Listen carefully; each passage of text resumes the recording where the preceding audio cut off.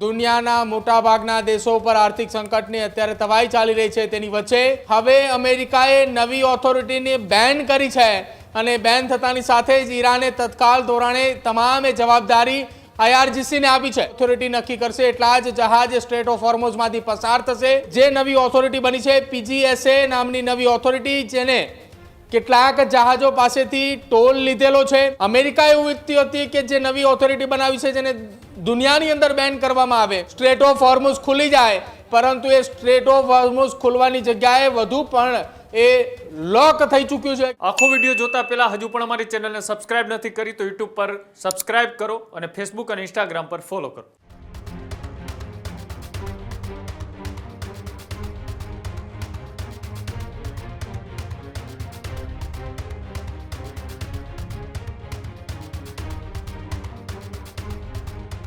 ચર્ચાઓ ચાલી રહી હતી કે સમાધાન થશે, યુદ્ધ વિરામ થશે, પરંતુ આ બધી જ ચર્ચા વચ્ચે ફરી એકવાર તણાવ વધી ચૂક્યો છે। સ્ટ્રેટ ઓફ હોર્મુઝ મુદ્દે અમેરિકાના કડક પ્રતિબંધ જોવા મળી રહ્યા છે, ત્યારે ઈરાનની નવી પર્શિયન ગલ્ફ સ્ટેટ ઓથોરિટી પર એક્શન જોવા મળી રહ્યું છે। પર્શિયન ગલ્ફ સ્ટેટ ઓથોરિટી જે છે એમને અમેરિકાએ પ્રતિબંધ લગાવ્યો છે, ત્યારે હવે જહાજોને આઈઆરજીસીને સંપૂર્ણ માહિતી ત્યાંથી આપવી પડશે। જહાજ ક્યાંથી આવ્યું અને ક્યાં જઈ રહ્યું છે તેની વિગતો ત્યાં લખાવી ફરજિયાત બની જશે। ક્રિપ્ટોકરન્સી દ્વારા ચૂકવણી લેવાની તૈયારી આઈઆરજીસીએ પણ દર્શાવી દીધી છે।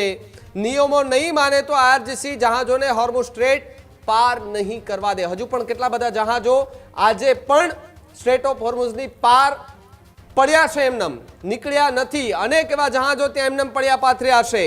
જહાજની સંપૂર્ણ વિગતો પર હવે આઈઆરજીસી જે છે તેમણે વિગતો જે છે તે આપવાની રહેશે, એટલે કે હવે સંપૂર્ણ ક્યાંથી જહાજ આવ્યું છે, ક્યાં લઈ જવાનું છે, જહાજની અંદર શું છે, કેટલા લોકો છે, બધી જ વિગતો એક બાદ એક હવે જે છે તે લખાવી પડશે। તે પ્રકારની વાત હાલ સામે આવી રહી છે। ત્યારે પ્રદીપ મારી સાથે ન્યૂઝ રૂમથી જોડાયા છે। પ્રદીપ, સ્ટેટ ઓફ હોર્મુઝ મુદ્દે અમેરિકાના ફરી એકવાર કડક પ્રતિબંધ જે છે તે જોવા મળી રહ્યા છે। આઈઆરજીસી કે જેમણે સૌથી મોટો એક પ્રતિબંધ કે જ્યાંથી હવે જહાજો નીકળશે તેમણે સંપૂર્ણ માહિતી ત્યાં લખાવવાની રહેશે, આ પ્રકારની વાત હાલ જોવા મળી રહી છે।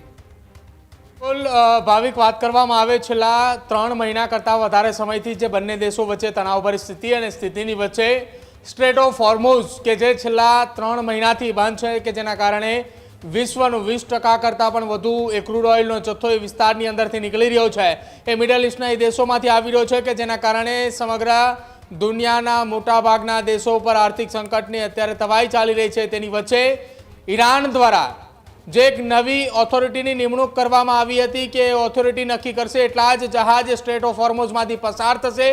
ઈરાને એ ઓથોરિટીને કેટલીક પોતાની આર્મીઝની જવાનો પણ આપ્યા હતા અને તેમને સતત મોનિટરિંગ કરવા માટેની છૂટ આપવામાં આવી હતી। જો કે આ છૂટની વચ્ચે કેટલાક દાવાઓ ઈરાની મીડિયાની અંદર એવા પણ થઈ રહ્યા હતા કે જે નવી ઓથોરિટી બની છે પીજીએસએ નામની નવી ઓથોરિટી, જેને કેટલાક જહાજો પાસેથી ટોલ લીધેલો છે, કેટલાક જહાજો પાસેથી એ ક્રિપ્ટોકરન્સી લીધેલી છે, કેટલાક જહાજો પાસેથી ચાઇનીઝ કરન્સીના રૂપિયા લીધા છે અને ત્યારબાદ એ જહાજોને ત્યાંથી જવા દેવામાં આવ્યા હોવાના દાવાઓ કરવામાં આવ્યા છે। જો કે હવે તમામની વચ્ચે સીઝફાયરનું બંને દેશોની એકબીજાની સામે ઉલ્લંઘનની વચ્ચે હવે અમેરિકાએ નવી ઓથોરિટીને બેન કરી છે અને બેન થતાની સાથે જ ઈરાને તત્કાલ ધોરણે તમામ જવાબદારી આઈઆરજીસીને આપી છે। હવે જે જવાબદારી એ નવી ઓથોરિટી પીજીએસએ બનાવતી, જેની પાસે હતી માહિતી કે તમામ જહાજો નીકળતા હોય તેની વિગતો, કેટલો ટોલ લેવો, શું એ વિગતો, જહાજની અંદર શું મુદ્દા માલ છે, કેટલા ક્રૂ મેમ્બર છે, કયા દેશમાં જઈ રહ્યું છે, તમામ વિગતો જે ઓથોરિટીને આપતા હતા એ હવે આઈઆરજીસીને આપવાની રહેશે। આ જાહેરાત ઈરાન દ્વારા કરવામાં આવી છે અને આ તમામ જાહેરાતોની વચ્ચે ફરી એક વખત અમેરિકા એવું ઈચ્છતી હતી કે જે નવી ઓથોરિટી બનાવી છે જેને દુનિયાની અંદર બેન કરવામાં આવે તો સ્ટ્રેટ ઓફ હોર્મુઝ ખુલી જાય, પરંતુ એ સ્ટ્રેટ ઓફ હોર્મુઝ ખુલવાની જગ્યાએ વધુ પણ એ લોક થઈ ચૂક્યું છે, કેમ કે હવે સંપૂર્ણ જવાબદારી આઈઆરજીસી પાસે છે અને આઈઆરજીસીને હવે તમામ એ વિગતો આપવી પડશે। જહાજના નામ સાથે એ ક્રૂ મેમ્બર, વિગતો કે જહાજની અંદર શું એ છે, કયા દેશની અંદરથી નીકળ્યું છે અને ક્યાં જઈ રહ્યું છે, તેમનો શું રૂટ છે, આ તમામ વિગતો આપવાની રહેશે અને નક્કી કરેલી રકમ પણ એ લેવા માટેની છૂટ એ આઈઆરજીસીને ઈરાન દ્વારા આપવામાં આવી છે।